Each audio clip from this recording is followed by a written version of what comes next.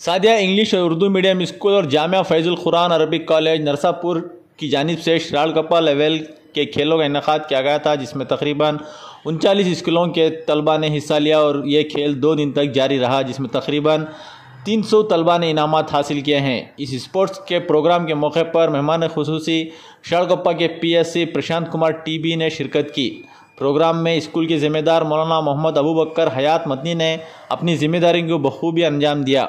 इस मौके पर नूरुल्लाह, नूर अहमद और सादिया स्कूल और जामिया के तमाम असातिज़ा की मेहनत से ये प्रोग्राम कामयाब रहा। इस मौके पर मोहम्मद नवीद जम्बूर और कसीर तादाद में तलबा और वालिदैन शरीक रहे। इनकलाब न्यूज़ शिमोगा।